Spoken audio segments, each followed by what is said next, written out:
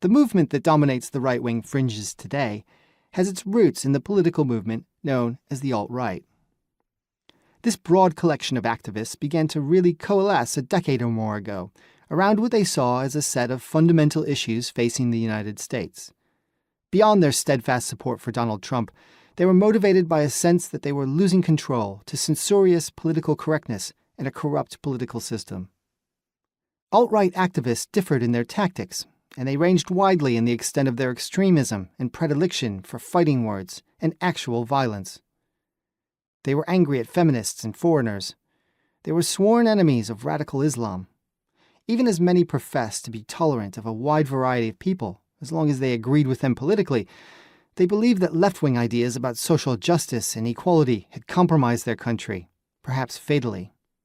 They believed in a mostly white or white-dominated America. Some went further and wanted an all-white America, and they thought they were losing their grip on power, and fast. Inasmuch as they had an economic policy, they believed in a nationalistic form of capitalism that embraced state support for in-groups, the elderly, citizens, American corporations, white people, and eschewed China and foreign influence. There were, to be sure, differences in emphasis, but these policy goals were outlined in blog posts and policy papers, covered on fringe news sites and social media accounts, pumped up by childish memes and goofball 4chan trolls, and imbibed by millions, including, at the very extreme end, mass murderers who left angry manifestos and tried to broadcast their slaughters live on the internet.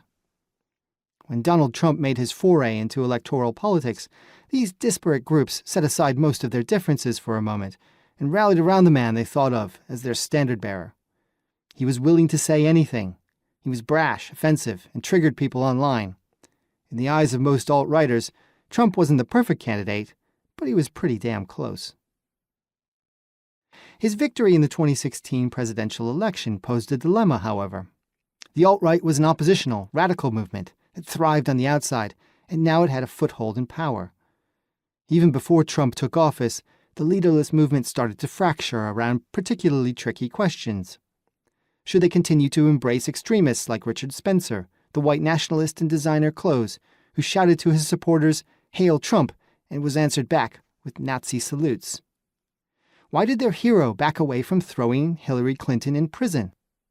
Why did he continue to order American troops to conduct overseas operations? And while Pizzagate, a bizarre conspiracy theory that claimed Democrats were running a child abuse ring out of a Washington restaurant, was useful for needling opponents and ramping up the base, was it really a good idea to push all this clearly crazy shit online? Disappointment was guaranteed.